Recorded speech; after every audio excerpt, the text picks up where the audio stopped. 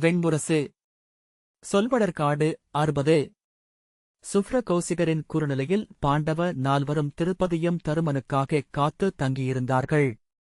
வேள்வி நெருப்பில் மெய் அவியாக்கி முழுமை பெற்று சுப்ர கௌசிகரின் சாம்பலுடன் அவரது மாணவர்கள் மித்ரனும் சுஷமனும் கிளம்பி சென்றுவிட்டபின் அவர்கள் மட்டுமே அங்கே எஞ்சினர். வேள்விச்சாலையில் சகதேவன் நாளும் எரியோம்பினான். அர்ஜுனன் பெரும்பாலும் சூழ்ந்திருந்த பொட்டலிலும் காட்டிலும் அலைந்து கொண்டிருந்தான். பீமன் அவர்களுக்கு உணவு தேடி சமைத்து அளித்தான். அங்கு வாழ்ந்த அந்நாட்களில் இரட்டையர் மட்டுமே ஒருவரோடொருவர் உரையாடினர்.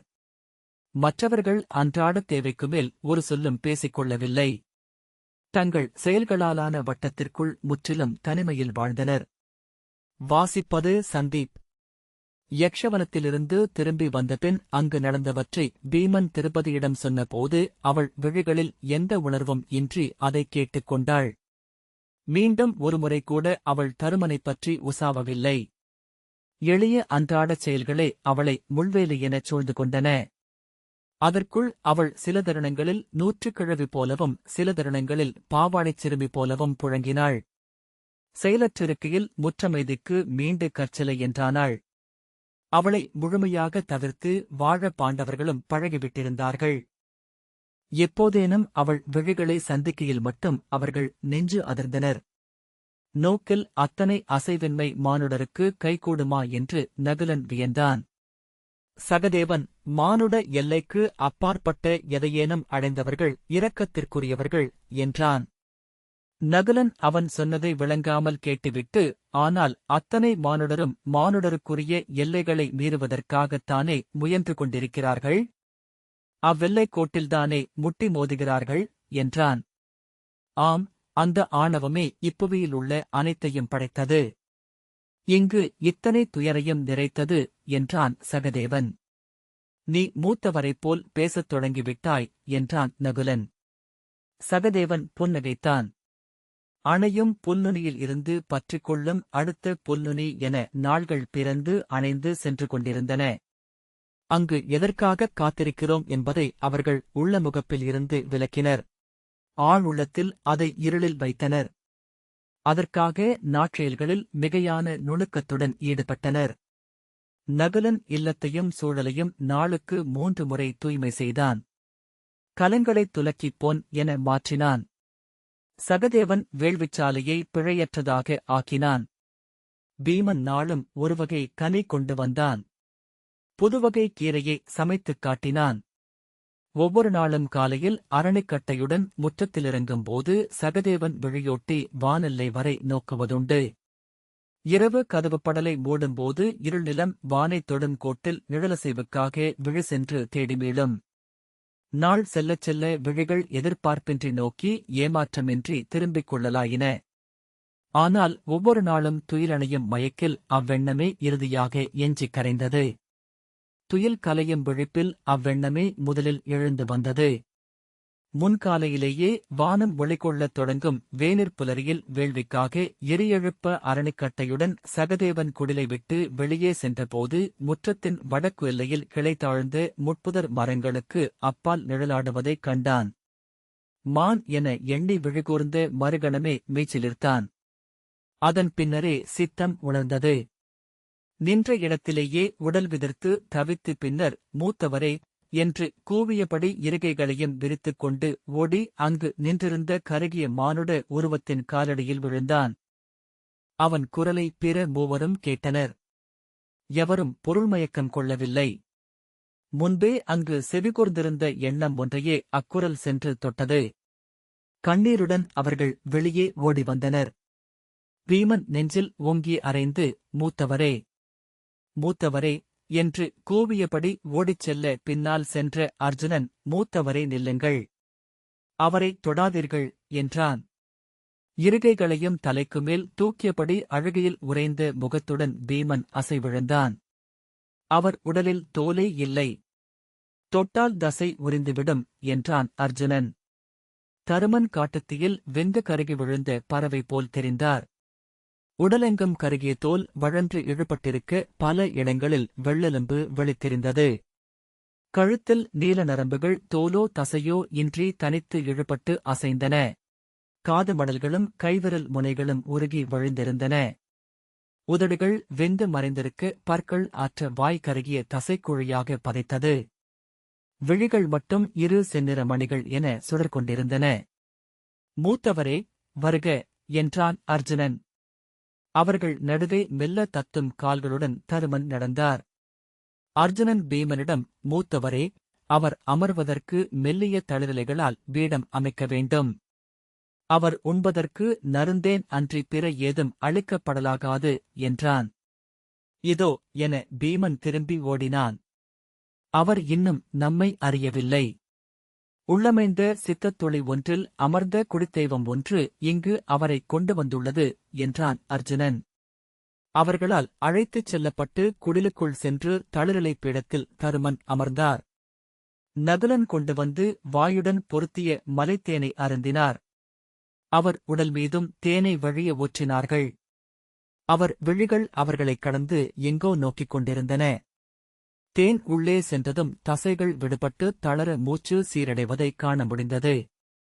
உடல் விரைப்பிழந்து வலப்பக்கம் சரிய அவர் துயிலத் தொடங்கினார். அவர் உடலை நோக்கியபடி அவர்கள் சொல்மறந்து நின்றிருந்தனர். ஆடையில் காற்றாடுவது எரியோசை எனக் கேட்டு அர்ஜுனன் நிமிர்ந்து நோக்கியபோது குடில் வாயிலில் நின்றிருந்த திருப்பதியின் விழிகளை சந்தித்தான். அவனை உடலால் உணர்ந்து கொண்டிருந்த பிற மூவரும் திரும்பி அவளை நோக்கினர். அவள் விழிகள் பொருளிழந்த வெறிப்புடன் தருமனை நோக்கிக் கொண்டிருந்தன. அவள் அவர்களின் நோக்கை சற்று நேரம் கழித்தே உணர்ந்தாள். அசைவின்மை துளி விழுந்தது என கலைய விழுதிருப்பி திரும்பிச் சென்றாள். அவள் நீழ்கூந்தலின் அலையை நோக்கி நின்றனர் நால்வரும். அர்ஜுனன் நீள்மூச்சுடன் திரும்பி, மூத்தவர் இப்போது கூட்டுப்புழு போல. தேன் ஒன்றே அவரை மீட்டு வளர்க்கும் அமுது என்றான். மலை முழுக்க தேன் தட்டுகள் உள்ளன. நான் வேண்டிய அளவுக்கு தேன் கொண்டு வருகிறேன் என்றான் பீமன். அர்ஜுனன், எப்போதும் அவர் அருகே ஒருவர் இருக்க வேண்டும். ஒரு சுடர்விளக்கு எரியவும் வேண்டும்.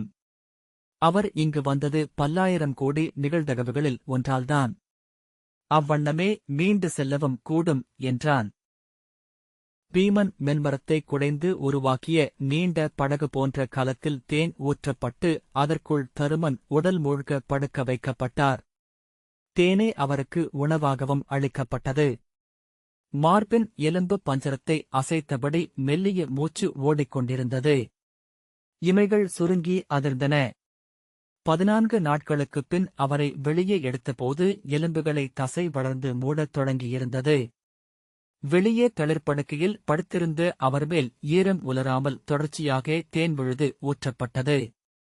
தேனுடன் பழச்சாறும் கலந்து உணவளிக்கப்பட்டது. 48 நாட்களில் தருமன் மானுட உடல் கொண்டவராக ஆனார். அவர் உடல்மேல் நாளுக்கு 7 முறை தேன் பூசப்பட்டது. மேலும் 48 நாட்களில் அவர் உடல்மேல் தோல் முளைத்து மூடியது. பழங்களும் அன்னச்சாரும் உண்ணத் தொடங்கினார். உடலில் முடி முளைக்கலாயிற்று. கைவிரல்களில் நகங்கள் எழுந்தன. பற்கள் உதிர்ந்து கருகியிருந்த ஈறுகளில் இளமைந்தரைப் போல பால் பற்கள் தோன்றின. இமைகளில் முடிகள் நீண்டெழுந்தன. மேலும் 48 நாட்களில் அவர் முழுமையாக மீண்டு எழுந்தார். கைகளைப் பற்றிக் கொண்டு எழுந்து நின்றார். சுவர் தொட்டு மெல்ல கால் வைத்து நடந்தார். வெளியே பெருகிப் பெய்த வெயிலை நோக்கியபடி நின்றார். இனி வெயிலே அவருக்கு உயிர் என்றான் அர்ஜுனன். கதிரவனிடமிருந்து உடலை இயக்கும் 7 அனல்களும் எழுகின்றன என்பார்கள்.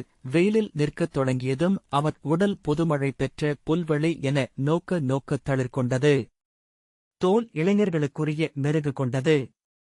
கைநகங்கள் பொன்னென மின்னின. வெண்ணிறமான தலைமுடியும் தாடியும் பனி போல பளபளத்தன. புன்னகைக்கையில் பற்கள் பரல்மீன் நிறை நீரிலெழுவது போல் மின்னி மறைந்தன. முகத்தில் என்றோ உடலுக்குள் புகுந்து மறைந்த இளமைந்தன் அவ்வப்போது தோன்றி மறைந்தான். எரியுண்ட அடிமரத்தில் எழும் புதுத்தளிர் போல என்றான் நகுலன். நோக்கும்தோறும் விழிவிடாய்கொள்ளும் அழகு கொண்டவராக தருமன் ஆனார். அவர் திண்ணையில் அமர்ந்திருக்கையில் அப்பால் நின்று நோக்கிய இளையோர் முகம் மலர்ந்து அங்கேயே நெடுநேரம் நின்றனர். மீண்டு வந்தவர் மூத்தவரேதானா? இல்லை, ஏதேனும் கந்தர்வனா என்றான் நகுலன். இப்பேரழகு மானுடர் அடைவதல்ல, உண்மையிலேயே எனக்கு அச்சமாக இருக்கிறது. மூத்தவர் இனி நம்மவர் அல்லவா? இப்புவியிலிருந்து விலகிச் சென்று விடுவாரா? சகதேவன், நெருப்பு தீண்டிய அனைத்தும் நெருப்பாகின்றன என்பார்கள். அவர் அடைந்த மெய்மையின் ஒளி அது என்றான். இப்படியே இவர் சுடராகி மறைந்தால், சிறகு கொண்டு விண்ணிலெழுந்தால் வியப்பு கொள்ள மாட்டேன் என்றான் நகுலன். இளமை மறைவதில்லை என்பர் மருத்துவர். அது அன்னமய கோசத்திலிருந்து ஆனந்தமய கோசம் நோக்கி உள்வாங்கிச் செல்கிறது. ஜாக்கிரத்திலிருந்து துரியம் நோக்கி புதைகிறது. அதை மீட்டு எடுக்க முடியும். நகுலன், காலத்தை மீட்க முடியுமா என்றான். முடியும், நிகழ்காலத்திற்குள் நுண்வடிவில் உரைகிறது இறந்த காலம் என்றான் சகதேவன். தருமன் இருந்த இடமே ஒளியடைந்தது. அவரைச் சூழ்ந்திருந்த அனைத்தும் அவர் அழகை பகிர்ந்து கொண்டன. அவர் அவர்களை அறியவில்லை. அவர் விழிகள் அதே கடந்த நோக்கின் ஒளியை அணையாது சூடியிருந்தன. அங்குள்ள கற்களையும் மரங்களையும் பறவைகளையும் மானுடரையும் அவர் பிரித்தறியவில்லை.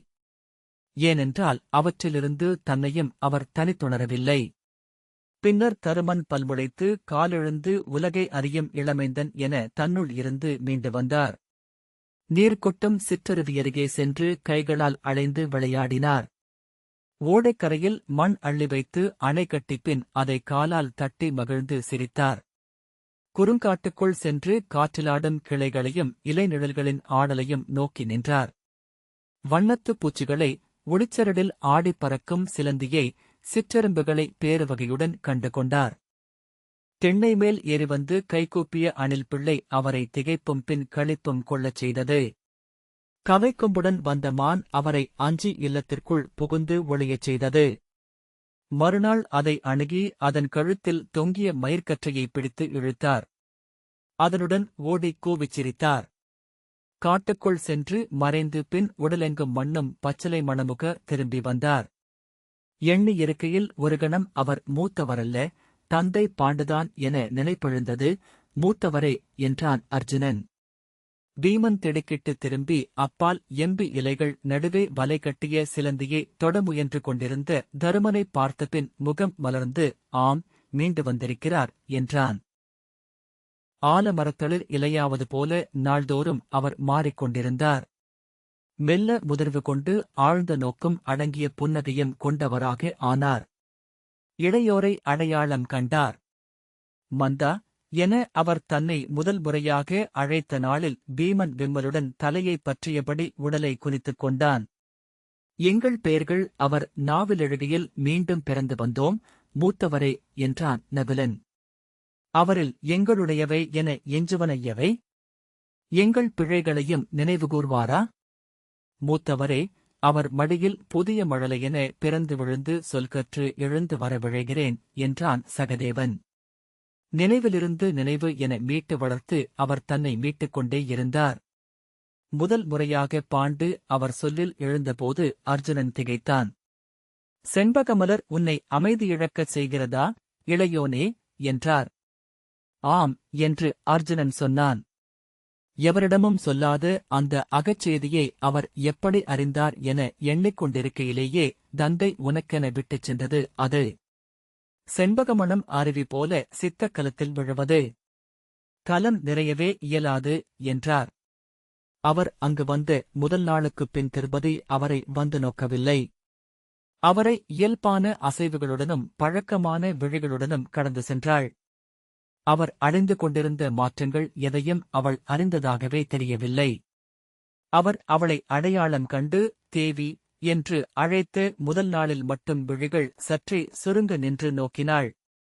நீ உன்னை எரிப்பனவற்றால் ஒளிகொண்டிருக்கிறாய் என்றார் தருமன். இளமைந்தருக்குரிய புன்னகையுடன் எழுந்து அவளருகே வந்து எருகையிலேயே நீ உன்னை உணர்கிறாய் போலும் என்றார்.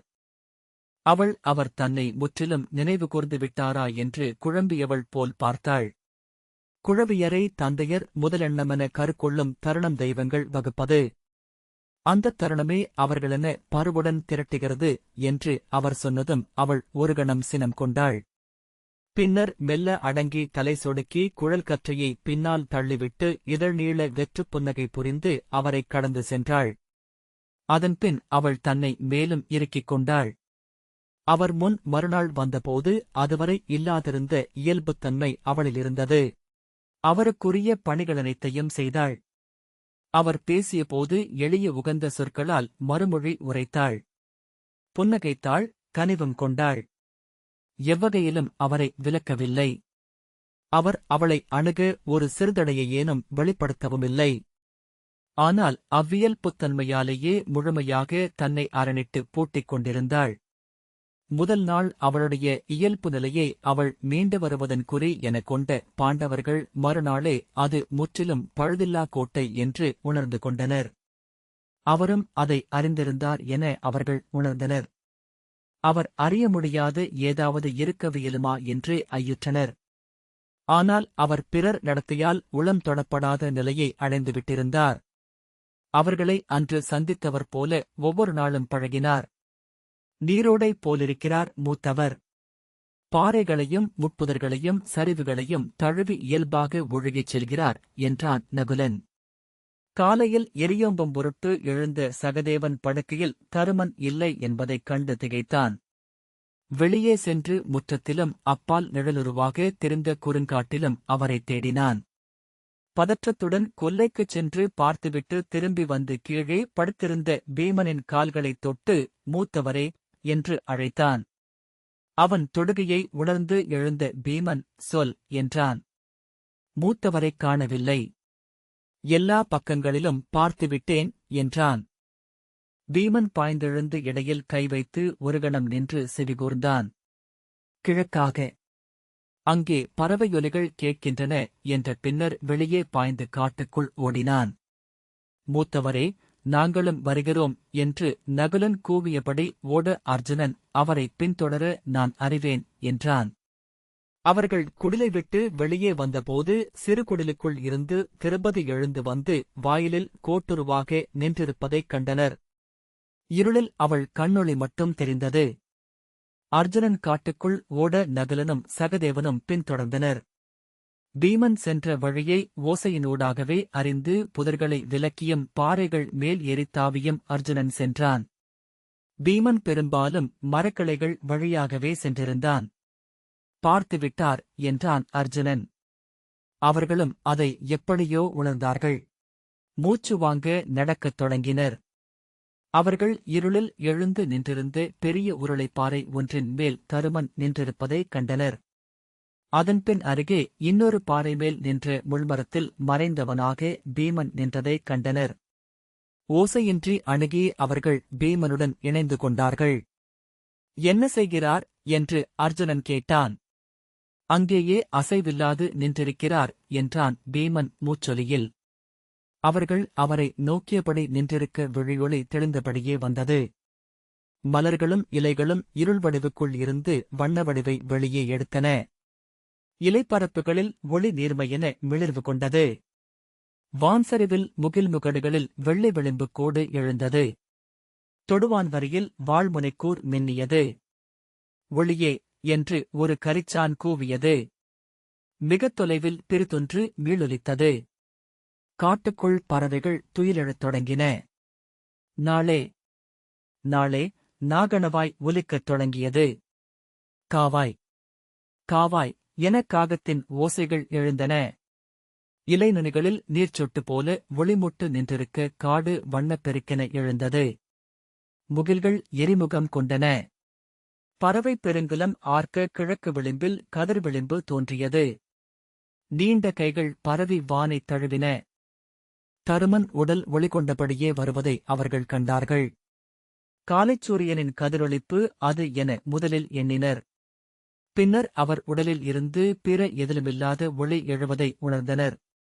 அவர்கள் விழிகூர்ந்து நிற்க தருமன் மேலும் மேலும் உணர்ந்து கொண்டே இருந்தார். அவர் உடலுக்குள் இருந்து அவ்வொளி எழுந்தது போல் தோன்றியது. அவர் உடல் மயிரிழைகள் ஒளியாலானவை போல் தெரிந்தன. குழலும் தாடியும் தழல் போலிருந்தன. அவர் அசையாச்சுடராக அங்கே நின்றார். எரிந்து விடுவாரென அஞ்சுகிறேன் மூத்தவரே என்றான் நகுலன். தன்னொளி அது என்று அர்ஜுனன் சொன்னான். பின்னர் தன்னிலை கலைந்து மீண்டு மேலெழுந்து நின்ற கதிர்வட்டத்தை நோக்கிய பின் தருமன் திரும்பி நடந்தார். பாறைச்சரிவிலிறங்கிய போது அவர்களை பார்த்தார். அவர்கள் அருகே சென்று அவர் கால்களைத் தொட்டு வணங்கினர். அவர் புன்னகைத்து, அஞ்ச வேண்டியதில்லை. நான் உங்களை விட்டு எங்கும் செல்வதாக இல்லை என்றார். அவ்வாறு நாங்கள் எண்ணவில்லை என்று அர்ஜுனன் சொன்னாலும் அவர்களில் அது உருவாக்கிய ஆறுதலை முகங்கள் காட்டின. இங்கு வந்து நெடுநாளாகிறது. இன்றே கிளம்புவோம் என்றார் தருமன். ஆம்,